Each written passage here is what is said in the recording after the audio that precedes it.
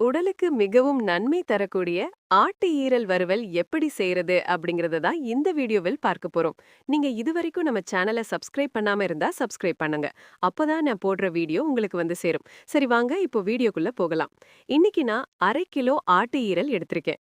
முதல்ல உப்பு, மஞ்சள் போட்டு ஆட்டு ஈரலை நல்லா சுத்தம் செஞ்சு கட் பண்ணி இந்த மாதிரி வச்சுக்கோங்க. அடுத்ததா ஒரு வாணலில முந்திரி, மிளகு, சோம்பு, சீரகம், மல்லி, பட்டை, கிராம்பு, ஏலக்காய், பிரியாணி இலை, வரமிளகாய் இதை எல்லாம் போட்டு பொன்னிறமா வறுத்துக்குங்க. அதோட 1/2 டீஸ்பூன் மஞ்சள் தூள், 1/2 டீஸ்பூன் மிளகாய் தூள் சேர்த்து நல்லா அரைச்சுக்கோங்க. அடுத்ததா பேஸ்ட் பண்றதுக்காக இஞ்சி, பூண்டு, ஒரு வெங்காயம் நீளமாக கட் பண்ணது, புதினா இலை, 2 பச்சை மிளகாய் இதை எல்லாம் தயாரா கட் பண்ணி வச்சுக்கோங்க.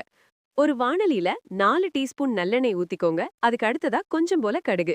கடுகு பொரிஞ்சதும் கருவேப்பிலை, அதுக்கு அடுத்ததா 2 பச்சை மிளகாய். நறுக்கி வச்சிருக்க வெங்காயம், அதோட புதினா இலை போட்டு வெங்காயம் கோல்டன் கலரா வந்ததும் அரைச்சு வச்சிருக்க இஞ்சி பூண்டு பேஸ்ட் சேர்த்துக்கோங்க. பச்சை வாசனை போனதுக்கு அப்புறமா நம்ம பொன்னிறமா வறுத்து அரைச்சு வச்சிருக்க நம்மளோட மசாலாவை சேர்த்து லோ ஃப்ளேம்ல பச்சை வாசனை போற வரைக்கும் வறுத்துக்குங்க. பச்சை வாசனை போனதும் நம்ம க்ளீன் பண்ணி வச்சிருக்க 1/2 கிலோ ஆட்டு ஈரலை சேர்த்துக்கலாம். தேவையான அளவு உப்பு போட்டுக்கோங்க. இப்போ 5 மினிட்ஸ் நல்லா ரோஸ்ட் பண்ணிக்கோங்க. பண்ணிட்டு ஒரு 10 மினிட்ஸ் மூடி போட்டு மூடி விட்டுருங்க.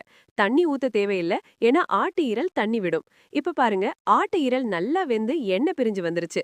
இப்போ 10 கிராம் அளவுக்கு மல்லி இலைய தூவி இறக்க வேண்டியதுதான். அவ்வளவுதான், சுவையான ஆட்டு ஈரல் வறுவல் இப்போ தயாராயிடுச்சு. இது ஒயிட் ரைஸ், தோசை, இட்லி, சப்பாத்தி இப்படி எல்லாத்துக்குமே ரொம்ப அல்டிமேட்டா மேட்ச் ஆகும். நீங்களும் ட்ரை பண்ணி பாருங்க, ரொம்பவே டேஸ்டா இருக்கும்.